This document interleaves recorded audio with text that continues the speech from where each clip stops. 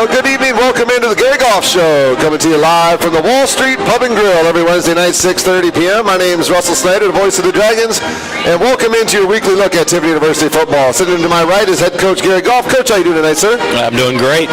Well, welcome back in. Another win on this last Saturday. Just coming in here at 7-0. Kids got to be feeling pretty darn good right now. Yeah, there's a lot of excitement around us. We got a lot of confidence and been practicing hard and having a lot of fun doing it. So, we're in a good spot right now. Yes, you are in a good spot right now. The Dragons, another big victory last week as they get ready for Ohio Dominican coming in this weekend. Before we get to that, we'll take a look at last week's game against Kentucky Wesleyan a little bit. And, Coach, you guys played a team, Kentucky Wesleyan, that hadn't had a lot of experience going on the road yet in this early on season. I think they played like in Kentucky State, but I don't think they've been out of the state of Kentucky yet.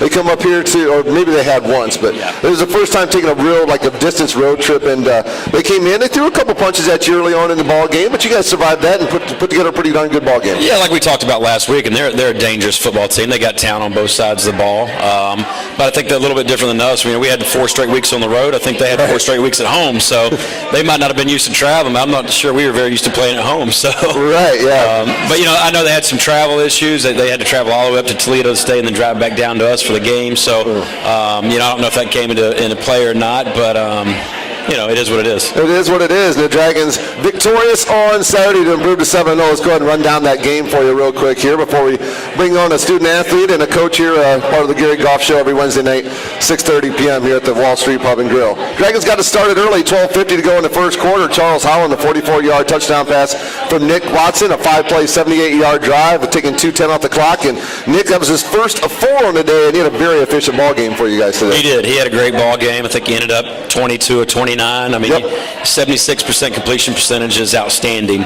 But that play right there is just, a simple 3-step, and Charles went to work. He broke a tackle and took it to the house. So, pretty easy drive for us right there. Well, the conversion failed, and the Dragons had a 6-0 lead as we continue in the first quarter. Kentucky Wesleyan came back, a 39-yard field goal after a 7-play, 28-yard drive, taking 3:50 off the clock. And your Dragons are up 6-3 about halfway through the first quarter.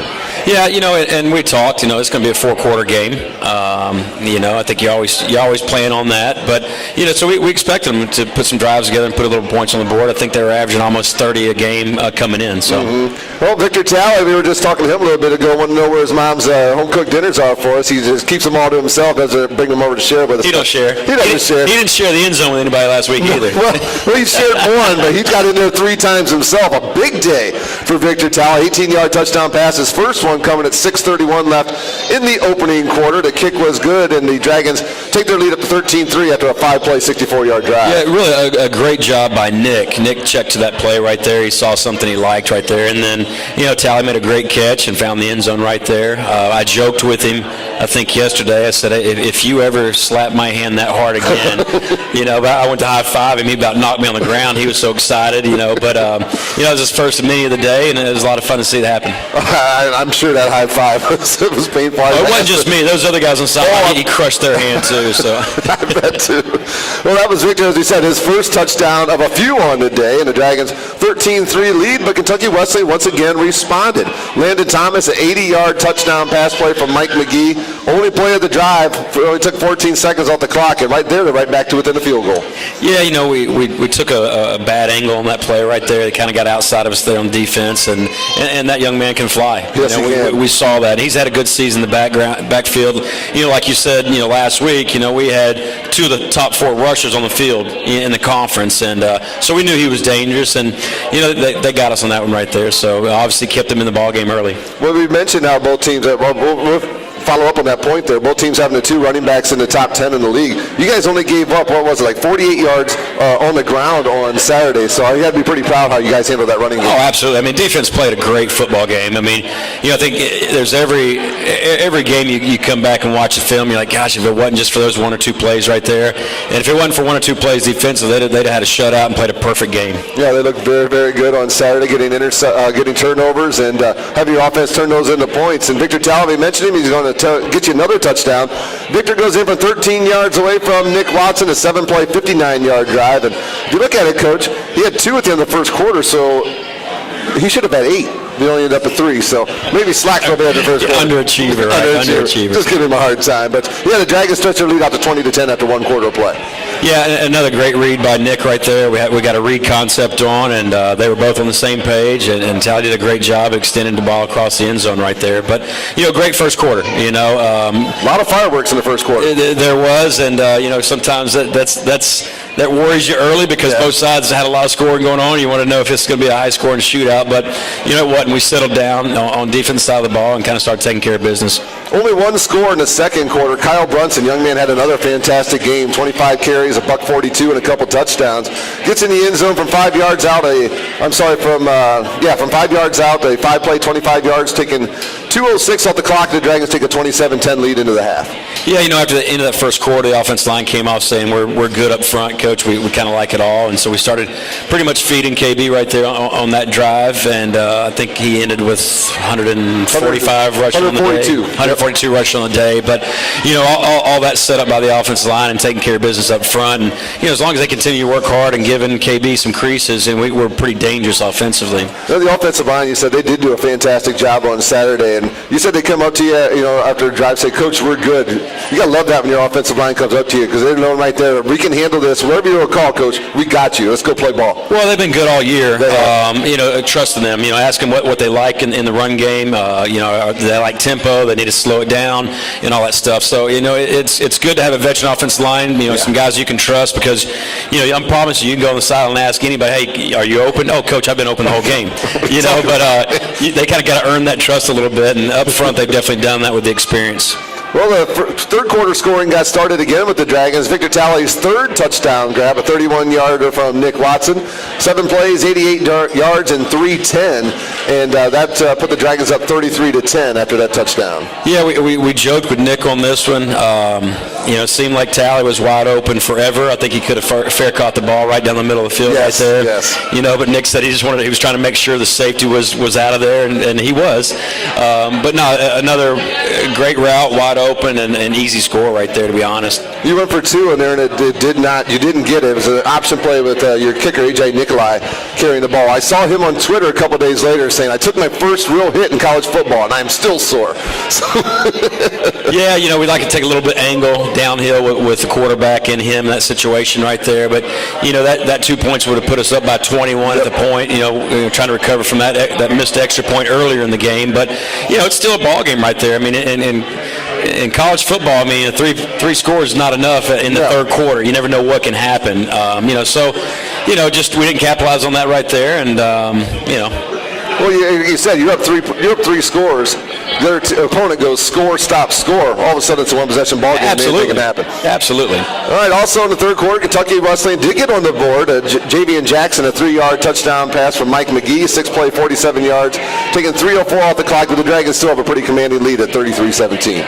Yeah, unfortunately, just miscommunication on the back end right there, and kind of, gave up a score right there. But, in the heat of battle, when you got a lot of guys subbing in and out, sometimes those things happen. We got to learn from that and not make that mistake again. Well, the Dragons get another field goal on the board towards the end of the third period to increase their lead 36-17. As a 5-play, 33-yard drive and 2.5 off the clock, and a different kicker this time going out and putting the points on the board.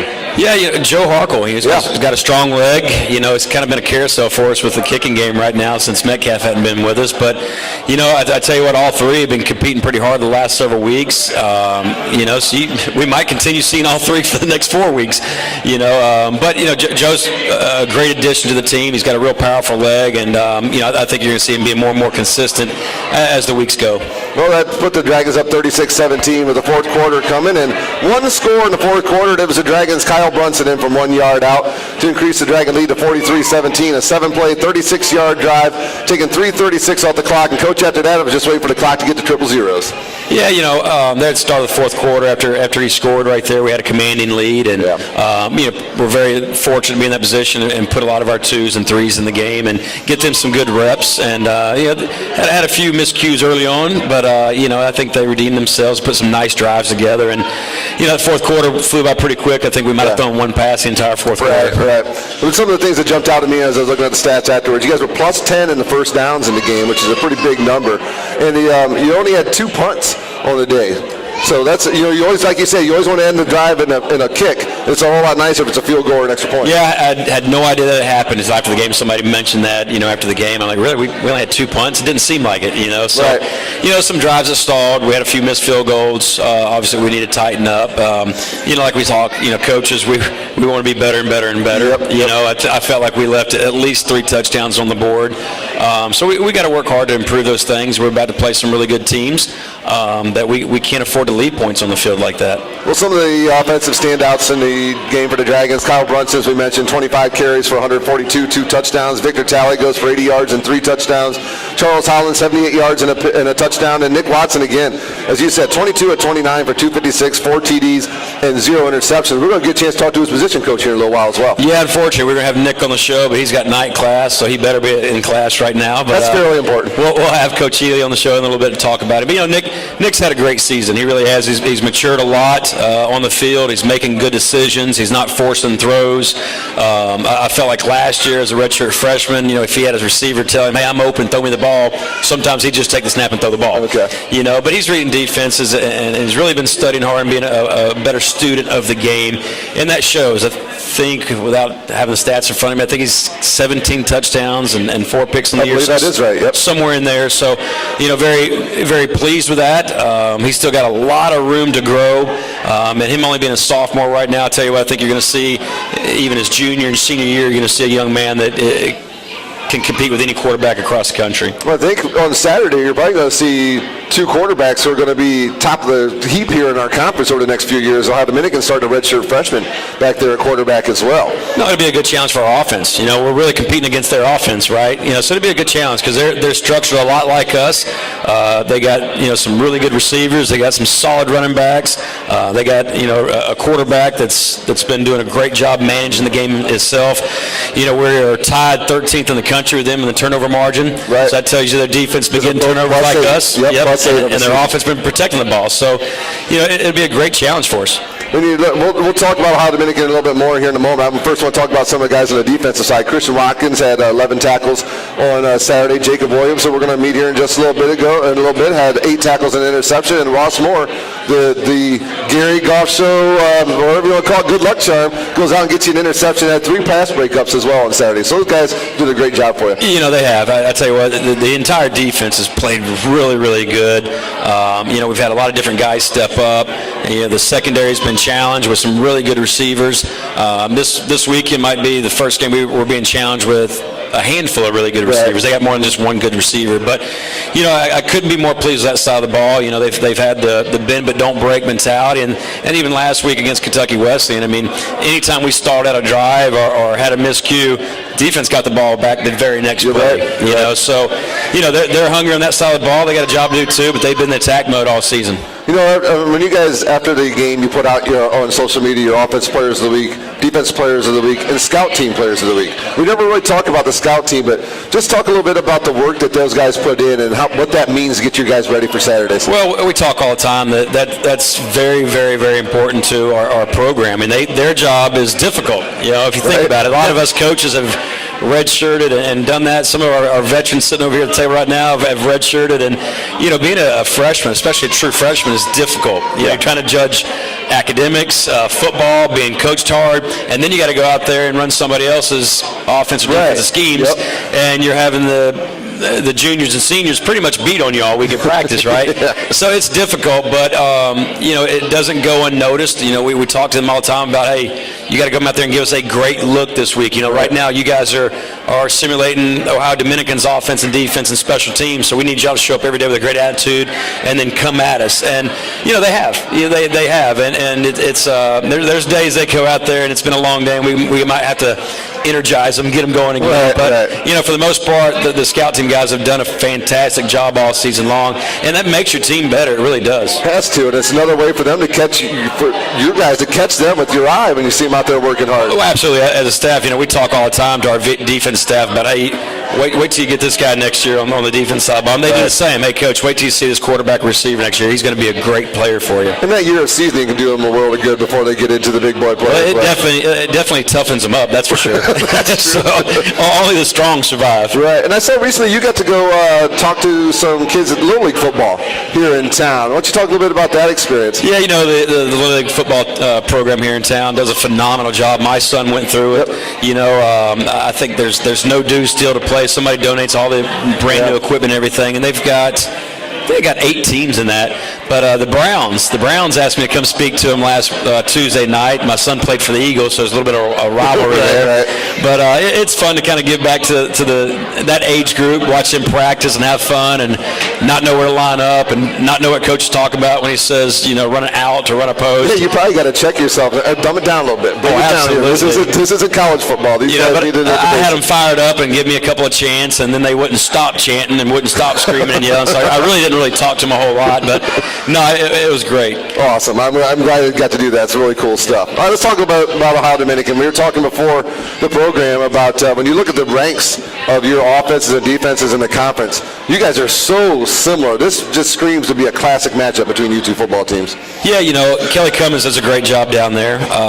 Kelly's a good friend of mine, so I know he's working hard. He's got them fired up and ready to show up for, which has all kinds of implications on the game. Yes. There's playoffs, conference championship. So we know they're not going to overlook us. I think we've been doing a good job this week taking care of business, and the game doesn't need to be too big for us. We need to worry about how we play the game and be assignment sound, protect the football.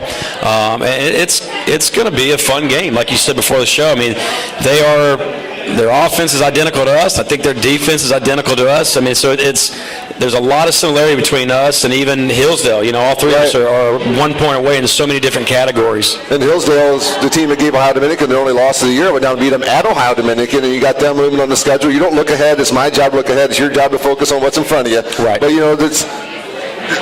the teams are kind of separating themselves a little bit right now from the rest of the pack.